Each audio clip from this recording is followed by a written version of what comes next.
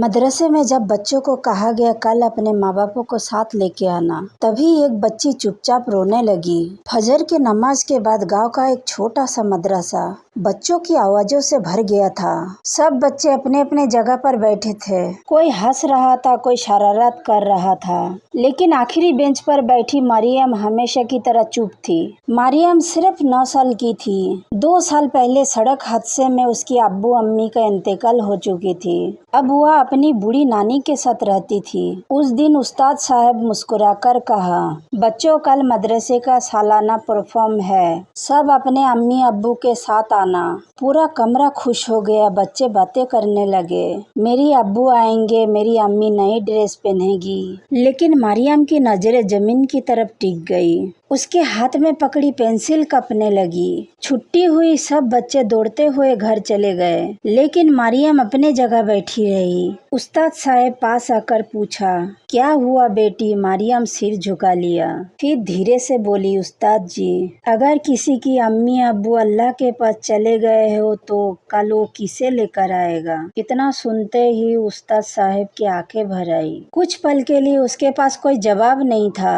मरियम चुपचाप बैग उठाकर बाहर चली गई। घर पहुंची तो नानी आंगन पर बैठी थी। उन्होंने पूछा, क्या हुआ बेटी? मरियम ने झूठी मुस्कान बनाई, कुछ नहीं नानी। लेकिन उस रात खाना खाते वक्त भी वो चुप रही, सोते समय भी चुप रही। नानी की आधी रात को आँख खुली। उन्होंने देखा मरियम खिड़की के पास बैठी आसमान देख रही है और धीरे धीरे रो रही थी। उसी रात मरियम ने आसमान की तरफ देखकर अल्लाह से एक ऐसी बात कही जिसे सुनकर उसकी नानी भी अपने आंसू नहीं रोक पाई। मरियम ने अल्लाह से एक ऐसी दुआ मांगी जिसे सुनकर नानी का दिल टूट गया। रात बहुत गहरी हो चुकी थी, पूरा गांव सो रहा था, लेकिन मरियम की आंखों में नींद नहीं थी। वह खिड़की के पास बैठी आसमान के चमकते तारे को देख रही थी। उसके मन में सिर्फ एक सवाल था, अगर अब्बू अम्मी जन्नत में है तो क्या उन्हें मेरी याद आती होगी? मरियम दोनों हाथ उठाकर कहता है, या अल्लाह, सब बच्चे के अब्बा अम्मू कल मदरसे में जाएंगे, मेरे क्यों नहीं जाएंगे? बोलते हुए आवाज कांप रही थी। अगर जन्नत बहुत दूर है तो बस एक दिन के लिए मेरे अम्मी को भेज दो,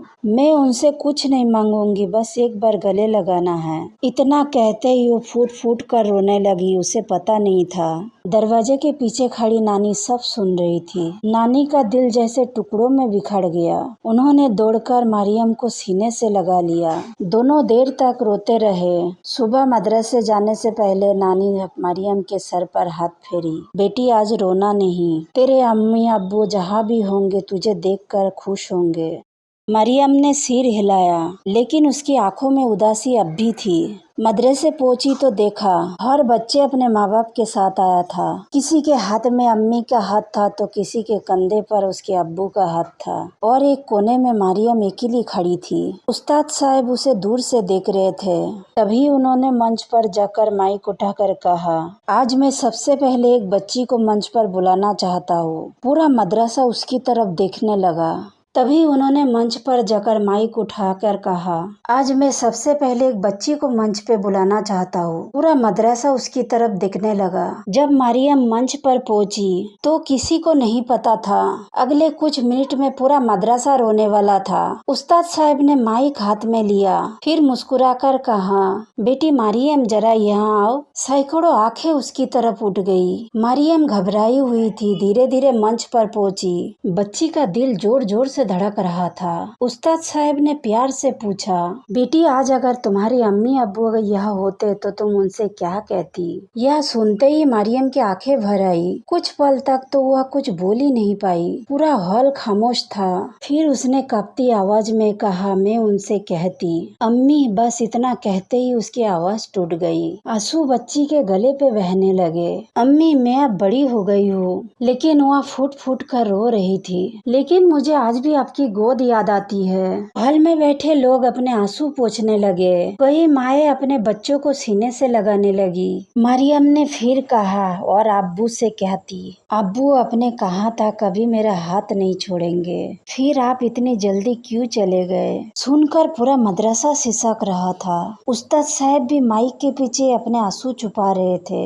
मरियम की आवाज फिर आई, मैं रोज अल्लाह से दुआ करती हूँ जन्नत में मेरे अम्मी अब्बू को बता देना। उनकी बेटी आज भी उनकी इंतजार करती है। यह कहते ही वो रोते रोते नीचे बैठ गई। पूरा हॉल खड़ा हो गया, लेकिन उसी समय पीछे बैठी एक बुजुर्ग औरत जोर जोर से रोने लगी। सबकी नजर उस बुजुर्ग पर टिक गई। वह बुजुर्ग औरत मरियम को देखकर क्यों रो रही थी और उनके पास ऐसा कौन सा राज था जो मरियम की पूरी जिंदगी बदल सकता था। अनाथ बच्ची की दुआ और छुपा हुआ सच। बुजुर्ग औरत ने मरियम को देखा और कहा, बेटी मैं तुझे बहुत सालों से ढूंढ रही थी। पूरा हॉल उस औरत की तरफ देखने लगा। सफेद बाल, कांपते हाथ और आंखों में आंसुओं का समंदर। वह धीरे धीरे मंच की तरफ बढ़ी। मरियम घबराकर उस्ताद साहब के पीछे छुप गई। औरत उसके सामने आकर रुक गई, फिर रोते हुए बोली, बेटी क्या तुम्हारा नाम मरियम है? मरियम ने सिर हिला दिया।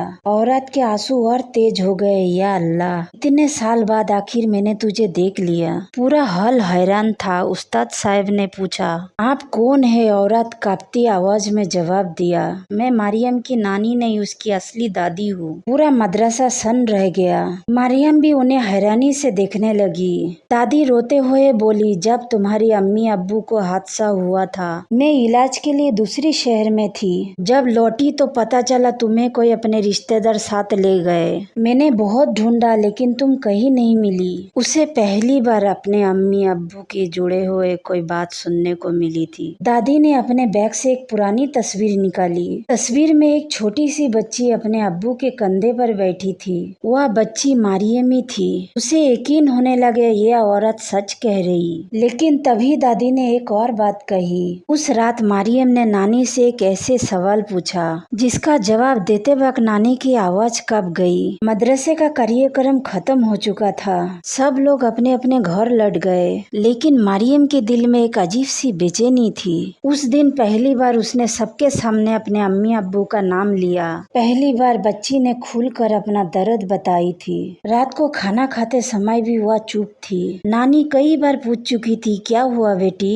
लेकिन हर बार वह बस मुस्कुरा देती। आधी रात बीत गई। नानी की आँख खुली तो देखा मरियम अभी भी जाग रही थी। वह अपनी अम्मी की तस्वीर को सीने से लगा के बैठी थी। नानी उसके पास गई, सिर पर हाथ फेरा। तभी मरियम ने धीरे से पूछा, नानी अगर कोई बहुत याद आए तो क्या करना चाहिए? नानी कुछ नहीं बोली। मरियम फिर बोली, मैं अम्मी की आवाज भूलते जा रही हूँ। पहले याद थी, अब ठीक से याद नहीं आती। इतना कहते ही उसकी आंखों से आंसू बहने लगे।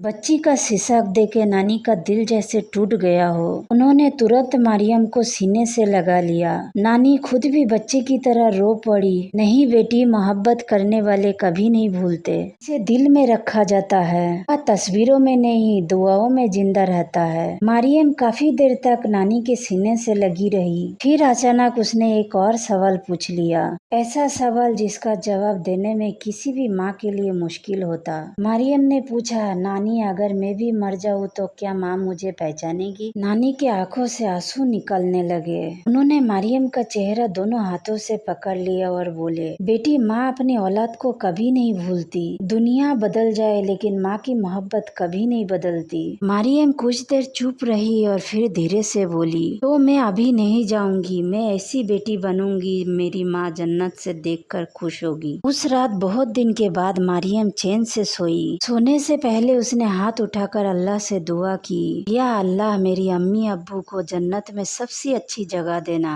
और मेरी नानी को हमेशा मेरे पास रखना। खिड़की से चांद की रोशनी मरियम के चेहरे पर पड़ रही थी। मरियम को अकेलापन थोड़ा कम महसूस हुआ। माँ बाप चले जाते हैं लेकिन उनकी मोहब्बत कभी नहीं जाती। वो दुआ बनकर, याद बनकर और हिम्मत बनकर हमेशा अपने बच्चों के साथ रहती है। कभी कभी अल्लाह हमारी दुआ उस तरह पूरा नहीं करता जैसे हम चाहते हैं, बल्कि उससे भी बेहतर तरीके से पूरे करते हैं। और जो बच्चा अपने माँ बाप को खो देता है, अल्लाह उसके लिए कहीं न कहीं किसी के दिल में मोहब्बत जरूर बचा कर रखता है। हमारे प्यारे रसूल का फरमान भी है, जिसने किसी अनाथ से मोहब्बत किया गोया वो मुझसे मोहब्बत किया।